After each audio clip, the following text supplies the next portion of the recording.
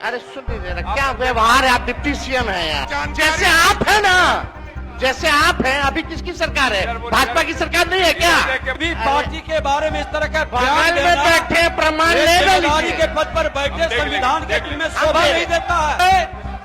महोदय, उस जगह पर नेता प्रतिपक्ष के रूप में हम बैठते थे, यही व्यक्ति बोलने नहीं देते थे।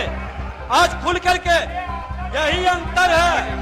हम नेता प्रतिपक्ष के रूप में इस पर डिबेट कर रहे थे, आप माइक बंद कर दिए। अध्यक्ष, अभी भी आप कमेटी बनाने के पक्षधर है कि नहीं? और दूसरा बिल ले आइए, उसमें संशोधन कर दीजिए। उसमें 75% था, इसमें 85% करके लाइए, हम लोग बढ़ा देंगे। बस ये आपको 15 साल आपके आदरणीय माता जी पिताजी को राज करने का मौका दिया था, एक व्यक्ति को आरक्षण नहीं मिला। बिहार में एक व्यक्ति को आरक्षण नहीं मिला।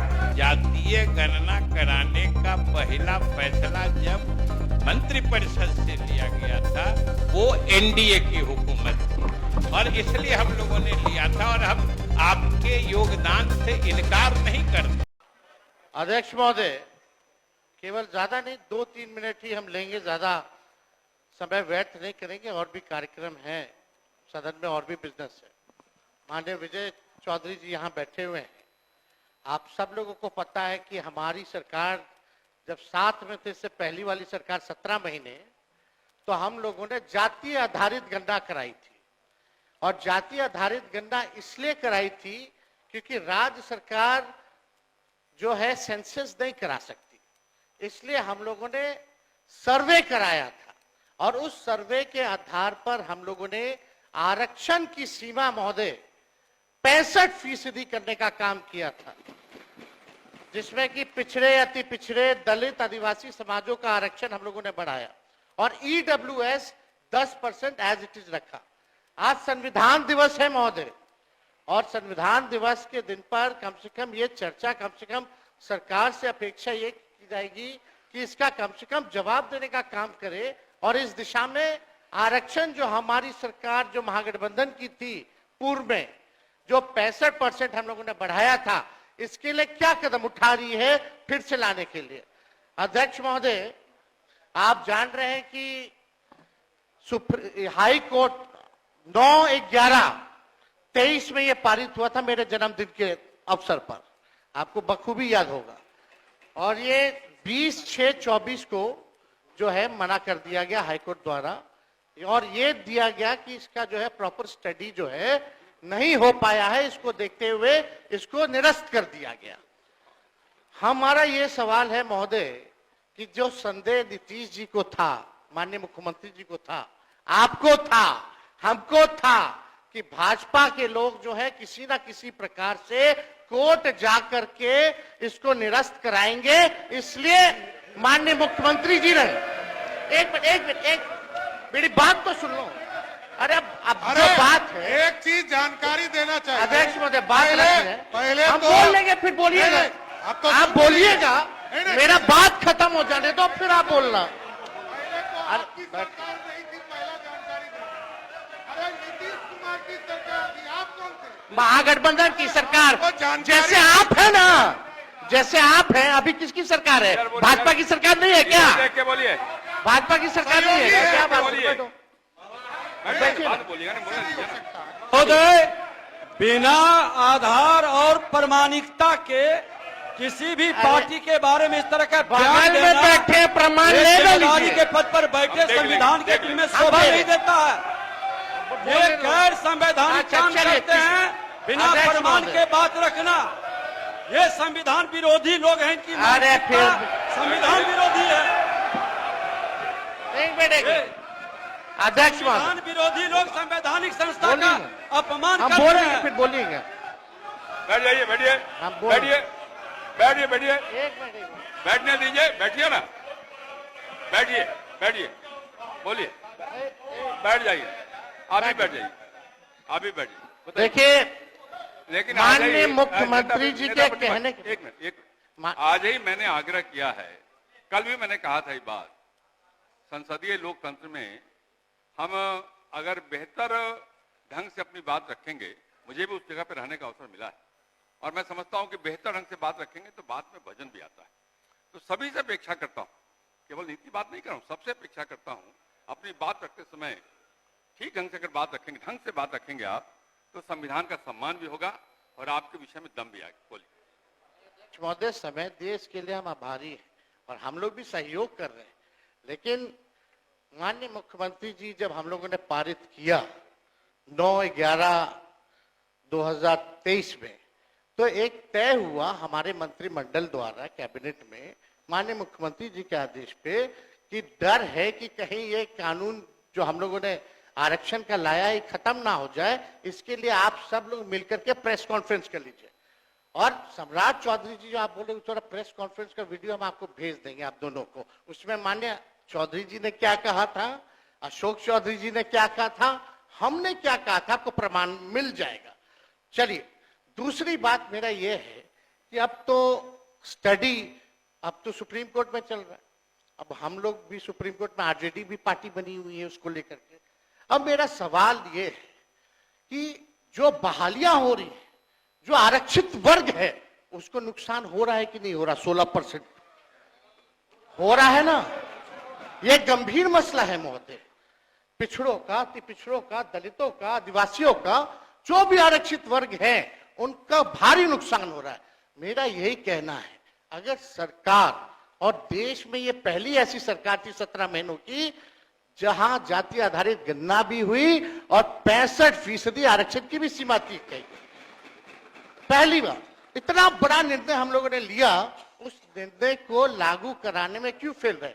अब महोदय 2 पॉइंट हम खाली रखना चाहते हैं कि 23 में ये लागू हुआ, 23 में ये लागू हुआ, सुन लीजिए आप भी बोले। अरे भाई बैठिए ना। अध्यक्ष, अरे भाई कोई विषय नहीं, इसका विषय है ये क्या? विषयों की वो जगह महोदय प्लीज। उस जगह पर नेता प्रतिपक्ष के रूप में हम बैठते थे, यही व्यक्ति बोलने नहीं देते थे। आज खुल करके यही अंतर है। मैं नेता प्रतिपक्ष के रूप में इस पर डिबेट कर रहे थे, आप माइक बंद कर दिए। अध्यक्ष महोदय 2 क्या पॉइंट करा रहे हैं आपको? आप बैठिए। अवगत करा रहे हैं। हम लोग हर तरीके से सदन चलाना चाहते हैं, आप भी डिस्टर्ब कर रहे हैं। तेज जी बोलिए। 2 पॉइंट संक्षेप में कि बताइए। ये 11/23 में चौधरी जी 11/23 में 9/11/23 को ये लागू हुआ, निरस्त जो है हाईकोर्ट से 20/6/24 में हुआ। हम लोगों की मांग थी कि इसको शेड्यूल 9 में डाल दिया जाए। अगर आप लोग आरक्षण के पक्ष में थे केंद्र सरकार, तो इसको शेड्यूल 9 में क्यों नहीं डाला गया? पहला प्रश्न। दूसरा महोदय कि अभी भी हम लोग इंतजार कर रहे हैं, अभी भी माननीय मुख्यमंत्री जी को मेरे तरफ से रिक्वेस्ट कर दीजिएगा चौधरी जी, और दोनों चौधरी जी कर दे तो ज्यादा भार पड़ जाएगा। तो अगर कर देंगे तो कम से कम ये कह दीजिए, अभी स्टडी नहीं हुआ है, यही ना कोर्ट कहा, तो स्टडी तो ईडब्ल्यूएस का भी नहीं हुआ था जो 10% मिला, उसका कौन सा आधार था? ये तो हम लोगों ने कास्ट बेस्ड सर्वे करा के आरक्षण दिया। तो अभी हम लोगों की यही मांग है कि सरकार अगर इच्छुक है, आप दोनों बलवान लोग बैठे हैं, दोनों 2 डिप्टी सीएम हैं, पहले हम अकेले थे तब हुआ था, अब तो 2 है। तो महोदय यही हमारा मांग है, खाली मांग सुन लिया जाए, मांग सुन लिया जाए कि इसमें अभी भी स्टडी के लिए एक असेंबली की कमेटी बना दीजिए, एक असेंबली की कमेटी बना दीजिए जो स्टडी कर ले। और अरे भाई आप बैठिए ना, प्लीज। अरे सुन लीजिए ना, क्या व्यवहार है, आप डिप्टी सीएम है यार, डिप्टी सीएम जैसे बर्ताव कीजिए। इधर देख के बात करिए नेता प्रतिपक्ष। नहीं बोलने का मौका देते तो नहीं शोभा देता था। मांग ही नहीं अरे रखने देते। संवैधानिक पद का अपमान हमारी ये करना मांग है संविधान कि की बात कर स्टडी रहे के लिए हैं। महोदय न्याय की बात कर एक रहे हैं। कमेटी विधानसभा की बना दे सरकार, और चाहिए उनको। 4 दिन का ये जो 5 दिन का सत्र है इसको 1-2 दिन और बढ़ा दे, और कैबिनेट से जो संशोधन करना है कम से कम 65% नहीं 85% कर दीजिए। आप 10% और बढ़ा करके बिल ले आइए, हम लोग सब लोग मिलकर के पास करने का काम करेंगे, यही मांग है। माननीय मंत्री संसदीय कार्य। महोदय, नेता प्रतिपक्ष ने ऐसे संवेदनशील मामले का जिक्र किया है कि सरकार को भी अपने पक्ष रखना न सिर्फ लाजमी है बल्कि हक है। और हमको बोलने का 2 प्रसंग बन गया महोदय। एक तो नेता प्रतिपक्ष ने हमारा नाम भी लिया, स्वाभाविक रूप से हम लोग साथ उस वक्त थे। और दूसरा, जिस विभाग से ये मामला संबंधित है, सामान्य प्रशासन विभाग से, उस समय उस विभाग को देखने की, विधानसभा के मामले में विभागीय मामलों को देखने की जिम्मेदारी भी उन्होंने मुझे अधिकृत की है। इसलिए मैं उचित समझता हूं कि सारे तथ्यों को सदन के सामने रखूं। महोदय आसन अवगत है और हम समझते हैं लगभग सदन के सभी सदस्य अवगत हैं, और सरकार को यह मानने में कोई परहेज नहीं है कि ये मामला जब जब आया है, लगभग सभी दलों ने, और लगभग भी बेकार जोड़ना है, सभी दलों ने इस मामले में एकजुटता दिखाई है, इसमें कोई दो राय नहीं है। अभी नेता प्रतिपक्ष कह रहे थे कि हम लोगों की सरकार ने इसे गिनती कराई थी। सही बात है, उन्होंने कहा है कि जिस समय गिनती हुई थी उस समय आप भी हम लोगों के साथ सरकार में थे। सरकार नीतीश कुमार की ही थी उस वक्त भी। महोदय, सरकार नीतीश कुमार की ही थी और आप साथ में थे महोदय। लेकिन हम कहाँ इनकार कर रहे हैं?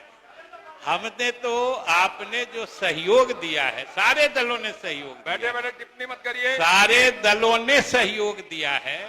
सरकार को इसको मानने में कोई एतराज नहीं है, लेकिन उतना ही सत्य ये भी है कि ये विचार मौलिक रूप से मुख्यमंत्री जी का था।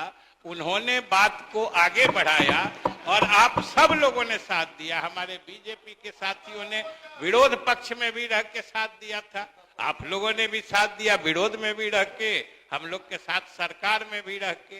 तो जैसे आप लोगों ने साथ दिया, वैसे ही ये भी सही है कि जातीय गणना कराने का पहला फैसला जब मंत्रिपरिषद से लिया गया था, वो एनडीए की हुकूमत थी और इसलिए हम लोगों ने लिया था। और हम आपके योगदान से इनकार नहीं करते, आपने सहयोग दिया है।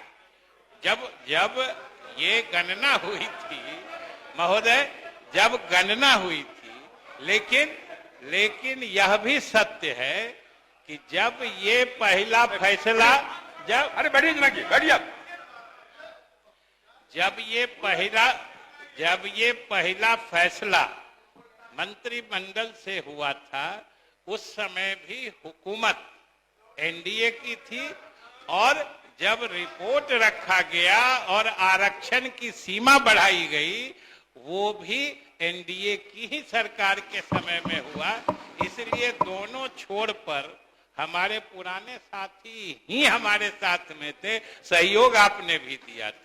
और महोदय, जहां तक कह रहे थे नेता प्रतिपक्ष, अब मौलिक आइडिया ये हमारे मुख्यमंत्री नीतीश कुमार जी का था, उनके दिमाग में बात कैसे आई थी, इन सब बातों का तस्करा मेरे ख्याल से बहुत समय हो चुका है, हमें हो चुका है, उसका जिक्र करके। और महोदय आप बैठिए ना, आपकी बात पर फिर हम आ रहे हैं।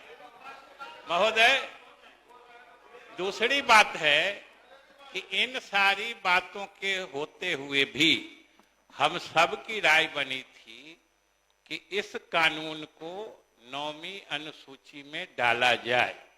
ये हम सब की राय थी, इस राय से भी कोई अलग नहीं थे। और 9वीं अनुसूची में डालने का महोदय, अरे विषय गंभीर है, सुनिए, आप उसको मजाक में बना रहे हैं। इतनी गंभीर चर्चा हो रही है, सारा सदन इसके लिए चिंतित है, कहा जा रहा, सुना करिए, समझा करिए। और महोदय, 9वीं अनुसूची में डालने का मतलब होता है कि इसको न्यायिक समीक्षा से संरक्षित किया जाए। लेकिन इस बीच में कई लोग कोर्ट चले गए और ये कानून ही निरस्त कर दिया। महोदय, ये कानून ही निरस्त कर दिया गया। लेकिन मुझे पिछले दफा सदन में आश्चर्य जरूर हो रहा था जब हमारे सदस्यगण तख्ती लेके कि इसे 9वीं अनुसूची में इस कानून को शामिल करो। महोदय, मुझे आश्चर्य हो रहा था कि आज की तिथि में वो कानून अस्तित्व में नहीं है, न्यायालय ने उसे खारिज कर दिया है। और जो नेता प्रतिपक्ष आप पूछ रहे थे, हमको ये बताने में क्या छिपाना है सरकार को, क्योंकि वो कानून करते हुए यह भी निर्देश दिया है कि बहालियां किसी हालत में नहीं रुकेंगी। बहालियां आरक्षण के जो पुराने प्रावधान हैं उसके आधार पर आपको जारी रखना है। ये सारे निर्देश न्यायालय ने दिए हैं, इसीलिए पुराने आरक्षण की व्यवस्था से ये हो रहे हैं। और महोदय, दूसरी बात हम यही कह रहे थे कि इसमें जब सभी दलों का सभी नेताओं का विचार एक ही जगह है, तो इसमें अनावश्यक राजनीति की तो कोई गुंजाइश नहीं है। ये तो पूरा बिहार जानता है जो किसकी अगुवाई में काम हुआ, किन किन लोगों ने समर्थन दिया, और सरकार सब लोगों को धन्यवाद देती है और सब लोगों से अपील भी करती है कि जो लोग भी जिस हैसियत से, जिस तरीके से उच्चतम न्यायालय में वहां पहुंचकर सरकार के द्वारा लागू किए गए बढ़े हुए आरक्षण सीमा को फिर से बहाल करने में जो मदद कर सकते हैं वो करें। ये होता है तो सरकार उनका भी एहसानमंद होगी। हम लोग तो खुले तौर पर महोदय चाहते हैं कि हम लोग तो जिस दिन उच्च न्यायालय ने उसे निरस्त किया उसके अगले दिन से तैयारी करके कम से कम समय में अपील दाखिल किया, और इस बीच में इंटरिम स्टे का भी हम लोगों ने महोदय रिक्वेस्ट किया, लेकिन न्यायालय ने नहीं माना है। ये भी आज आप संविधान दिवस की सब लोगों को शुभकामना दी है। हम सब संविधान से बंधे हुए हैं और न्यायालय को जो जुडिशियल रिव्यू का पावर है उसके तहत उन्होंने कर लिया है। हम लोगों ने तो 9वीं अनुसूची से लेके इस तरह के जो सामाजिक प्रगतिशील कानून होते हैं उन्हीं को सुरक्षित करने के लिए 9वीं अनुसूची की अवधारणा बनी थी। और महोदय, ये सबसे बड़ी बात है कि संविधान का पहला संशोधन भी इसी आधार पे हुआ था और एक अनुसूची बनाई गई। और हम लोग बिहार के लोग तो भाग्यशाली हैं कि ये अनुसूची संविधान में जोड़ी ही गई थी। बिहार ने जो जमींदारी, जो लैंड रिफॉर्म्स एक्ट कहते हैं, भूमि सुधार अधिनियम, जिसको बोलचाल की भाषा में जमींदारी उन्मूलन कानून कहते हैं, वही लागू हुआ था। और कोर्ट जब उसकी समीक्षा करने लगी थी तो उस समय की केंद्र सरकार ने और सारे नेताओं ने, क्योंकि उस समय तो लगभग ये 1948-50 की बात है महोदय, उस समय सभी स्वतंत्रता आंदोलन से जुड़े ही राजनेता थे। उन्होंने ये उचित समझा कि समाज में कुछ बराबरी लाने के लिए, सामाजिक न्याय दिलाने के लिए कुछ ऐसे कानून बनाने होंगे जिसको न्यायालयीय समीक्षा से बाहर रखी जाएगी। तो महोदय, हम लोग तो उसके लिए भी लगे हुए हैं। कानून एक बार सुप्रीम कोर्ट बहाल कर दे, फिर हम लोग इसको 9वीं अनुसूची में भी डलवाने का प्रयास करेंगे। इसलिए महोदय, सरकार सभी दलों के प्रति मतलब आभारी है कि सब लोगों ने इसमें मुख्यमंत्री की पहल में समर्थन दिया है। माननीय उप मुख्यमंत्री सम्राट चौधरी, आप नहीं, आपको आपकी बात हो, अरे 2 मिनट, सुन लीजिए ना। 2 मिनट, 2 मिनट बोले, सुनेंगे। एक मिनट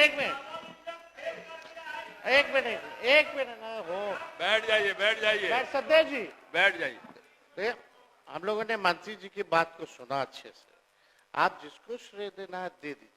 हमको खाली चिंता है आरक्षित वर्गों को जो नौकरी में हिस्सेदारी मिलनी थी वो मिले। दूसरी बात कि नवंबर में ये पारित होता है, कोर्ट का आदेश रद्द होता है 7वां महीना अगले साल 24 में, तो 7 महीना अगर अनुसूची 9 में हमारी सिफारिशों को अगर केंद्र सरकार ने नहीं माना तो आप किसको दोषी समझते हैं?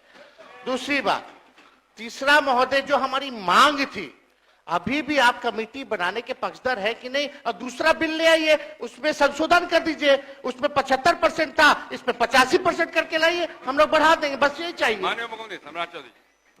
अध्यक्ष महोदय, मेरी घोर आपत्ति है कि ये एक तो इन्होंने जो जिक्र किया संविधान दिवस पर संविधान में और लगातार कोर्ट के ऊपर हमला कर रहे हैं, ये अत्यंत ही दुर्भाग्यपूर्ण है। और कोर्ट के खिलाफ कि कोर्ट को मैनिपुलेशन करने का काम, यही इससे बड़ा दुर्भाग्य क्या होगा? आप कह रहे हैं कि कोर्ट में कोई पार्टी चली गई, अरे गलतफहमी मत फैलाइए। आपको 15 साल आपके आदरणीय माताजी पिताजी को राज करने का मौका दिया था, एक व्यक्ति को आरक्षण नहीं मिला। बिहार में एक व्यक्ति को आरक्षण नहीं मिला और आप आज आरक्षण की बात कर रहे हैं। अरे यहाँ तो 2001 का भी चुनाव याद है लोगों को, कोई मुखिया के आरक्षण नहीं था, ना अति पिछड़े को ना दलित को, और आप कहानी सुना रहे हैं। 2006 में जब एनडीए की सरकार बनी तब पिछड़ों को अति पिछड़ों को आरक्षण मिला। ये कहां से आप सिखा रहे हैं? देखिए, अरे मैं जानता हूं, आपको जानता हूं अच्छे से, बैठ जाइए। देखिए, 15 साल को लोग भूला नहीं है और अच्छी तरह से जानता है कि आप आरक्षण के कितने समर्थक हैं। एक व्यक्ति को आरक्षण नहीं दिया, एक व्यक्ति को, कोई पिछड़ों को, दलितों को, अति पिछड़ों को बिना आरक्षण का। और किसी भी हालत में, किसी भी हालत में सब लोग जानता है। देखिए, 2000 तो आज की जो आरक्षण की व्यवस्था है, इसमें स्पष्ट तौर पर है कि इस देश में कोई बिना आरक्षण का नहीं है। यहाँ बिहार में भी कोई बिना आरक्षण का नहीं है, सभी वर्ग में आरक्षण है। तो क्या ये जो मजाक आप बना रहे हैं, ऐसा कुछ नहीं है। आप एकदम बेफिक्र रहिए, डबल इंजन की सरकार काम कर रही है और आप सुप्रीम कोर्ट में मामले चल रहे हैं। जब उसका निष्पादन होगा तो आगे जरूर उसके आगे की कार्रवाई की जाएगी। माननीय मंत्री सामान्य प्रशासन विभाग, रिपोर्ट रखिए। माननीय मंत्री सामान्य प्रशासन। महोदय, नहीं बैठिए, नहीं बैठिए। अध्यक्ष महोदय, मैं बिहार सरकारी सेवक कंप्यूटर सक्षमता परीक्षा जांच नियमावली 2022 एवं बिहार सरकारी सेवक की परिवीक्षा अवधि नियमावली 2024 की एक प्रति सभा पटल पर रखता हूं। पवन जी, सभा पटल। माननीय मंत्री पथ निर्माण विभाग। अध्यक्ष महोदय, आज संविधान दिवस है। संविधान दिवस की ढेरों शुभकामना महोदय। इस सदन में ही संविधान दिवस, जब विधानसभा अध्यक्ष शासन पर हम बैठते थे तो मनाते थे महोदय, और आज सामने प्रतिपक्ष में बैठे हुए व्यक्ति भी शासन पर बैठते थे, इस आसन पर बैठते थे महोदय। आज लोकतंत्र की खूबसूरती है महोदय।